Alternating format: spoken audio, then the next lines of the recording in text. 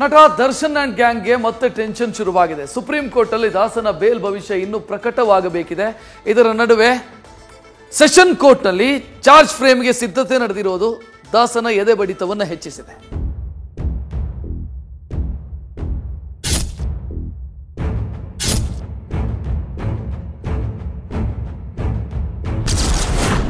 Challenging star Darshan ಮತ್ತು ಗ್ಯಾಂಗ್ಗೆ ಮತ್ತೆ tension.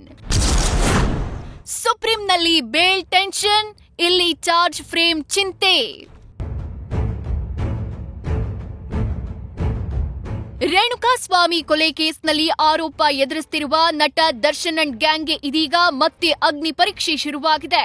ಒಂದ್ ಕಡೆ ಸುಪ್ರೀಂ ಕೋರ್ಟ್ನಲ್ಲಿ ಬೇಲ್ ಭವಿಷ್ಯ ಇದ್ರೆ, ಇತ್ತ ಕೆಳಹಂತದ ನ್ಯಾಯಾಲಯದಲ್ಲಿ ಚಾರ್ಜ್ ಫ್ರೇಮ್ ಅಂದ್ರೆ ದೋಷಾರೋಪದ ತಲ್ಲಣ ಶುರುವಾಗಿದೆ. ಕೊಲೆ ಕೇಸ್ನಲ್ಲಿ ನಟ ದರ್ಶನ್ ಸೇರಿದಂತೆ 7 ಆರೋಪಿಗಳ ಜಾಮೀನು ರದ್ದುಗೊಳಿಸುವಂತೆ ರಾಜ್ಯ ಸರ್ಕಾರ ಸುಪ್ರೀಂ ಕೋರ್ಟ್ನಲ್ಲಿ ಮೇಲ್ಮನವಿ ಸಲ್ಲಿಸಿತ್ತು. ಇದರ ವಿಚಾರಣೆ ನಡೆಸಿದ ಸುಪ್ರೀಂ ಕೋರ್ಟ್ ವಾದ ಪ್ರತಿವಾದ ಆಲಿಸಿ ತೀರ್ಪು ಕಾಯ್ದಿರಿಸಿದೆ. ಇದರ ನಡುವೆ ವಿಚಾರಣೆ ವೇಳೆ ಪ್ರಕರಣದ ಟ್ರಯಲ್ ಬಗ್ಗೆಯೂ ಪ್ರಶ್ನೆ ಮಾಡಿ ಎಷ್ಟು ದಿನದಲ್ಲಿ ಟ್ರಯಲ್ ಆರಂಭ ಮಾಡ್ತೀರಾ ಅಂತ ಸರ್ಕಾರದ ಪರ ವಕೀಲರಿಗೆ ಕೇಳಿತ್ತು. ಈ ವೇಳೆ 6 ತಿಂಗಳುಗಳಲ್ಲಿ ಟ್ರಯಲ್ ಮುಗಿಸೋದಾಗಿ ಸರ್ಕಾರದ ಪರ ವಕೀಲರು ಸುಪ್ರೀಂ ಕೋರ್ಟ್ಗೆ ಉತ್ತರ ಕೊಟ್ಟಿದ್ರು. ಅದರಂತೆ ಸೆಷನ್ ಕೋರ್ಟ್ನಲ್ಲಿ ದರ್ಶನ್ ಅಂಡ್ ಗ್ಯಾಂಗ್ ವಿರುದ್ಧ ಚಾರ್ಜಸ್ ಫ್ರೇಮ್ಗೆ ಸಿದ್ಧತೆ ನಡೆದಿದೆ.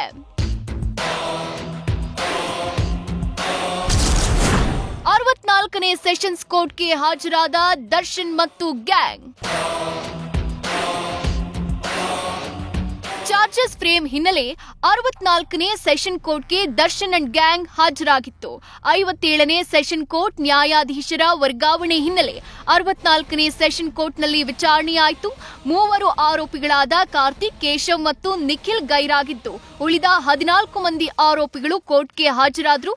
ಎಲ್ಲ ಆರೋಪಿಗಳು ಇರದ ಕಾರಣ ಹಾಜರಾತಿ ಖಚಿತಪಡಿಸಿ ಮುಂದಿನ ವಿಚಾರಣೆಯನ್ನ ಸೆಪ್ಟೆಂಬರ್ 9ಕ್ಕೆ ಮುಂದೂಡಿಕೆ ಮಾಡಲಾಯಿತು. ಈ ವೇಳೆ ಮುಂದಿನ ವಿಚಾರಣೆಯಲ್ಲಿ ಎಲ್ಲ ಆರೋಪಿಗಳು ಹಾಜರಿರಬೇಕು ಎಂಬ ತಾಕೀತು ಮಾಡಿ ಚಾರ್ಜ್ ಫ್ರೇಮ್ ಪ್ರಕ್ರಿಯೆ ಕೈಗೊಳ್ಳೋಕೆ ಕೋರ್ಟ್ ಮುಂದಾಗಿತ್ತು.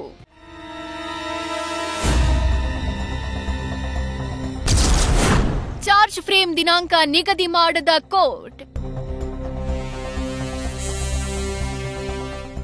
ಈ ವೇಳೆ ದರ್ಶನ್ ಪರ ವಕೀಲರು ಚಾರ್ಜ್ ಫ್ರೇಮ್ ಹಂತಕ್ಕೆ ಹೋಗಬಾರದೆಂದು ಮನವಿ ಮಾಡಿದ್ದಾರೆ. ನಾವು ಡಿಸ್ಚಾರ್ಜ್ ಅರ್ಜಿ ಹಾಕುವವರಿದ್ದೇವೆ. ಈ ಹಂತದಲ್ಲಿ ಆರೋಪ ನಿಗದಿ ಹಂತಕ್ಕೆ ಹೋಗಬಾರದು ಅಂತ ಮನವಿ ಮಾಡಿದ್ರು. ಈ ಮನವಿಯನ್ನ ಪರಿಗಣಿಸಿದ ಕೋರ್ಟ್ ಚಾರ್ಜ್ ಫ್ರೇಮ್ ದಿನಾಂಕವನ್ನ ನಿಗದಿ ಮಾಡಿಲ್ಲ ಹಾಗೂ ಮುಂದಿನ ವಿಚಾರಣೆಯನ್ನು ಹಿಯರ್ ಬಿಫೋರ್ ಚಾರ್ಜ್ ಹಂತದಲ್ಲಿ ಮುಂದುವರಿಸಲು ತೀರ್ಮಾನಿಸಿದೆ. ಇದೇ ವೇಳೆ ದರ್ಶನ್ ಪರ ವಕೀಲರು ಸುಪ್ರೀಂ ಕೋರ್ಟ್ ಜಾಮೀನು ಆದೇಶವನ್ನ ಪರಿಶೀಲಿಸಿದ ಬಳಿಕ ಡಿಸ್ಚಾರ್ಜ್ ಅರ್ಜಿ ಸಲ್ಲಿಸುವುದಾಗಿ ಕೋರ್ಟ್ಗೆ ತಿಳಿಸಿದ್ದಾರೆ. ಒಟ್ಟಾರೆ ಸೆಷನ್ಸ್ ಕೋರ್ಟ್ನಲ್ಲಿ ಚಾರ್ಜ್ ಫ್ರೇಮ್ನಿಂದ ಡಿ ಗ್ಯಾಂಗ್ ತಾತ್ಕಾಲಿಕವಾಗಿ ಪಾರಾಗಿದೆ. ಆದರೆ ಸುಪ್ರೀಂ ಕೋರ್ಟ್ನಲ್ಲಿ ಬೇಲ್ ಭವಿಷ್ಯದ ಆತಂಕ ಶುರುವಾಗಿತ್ತು.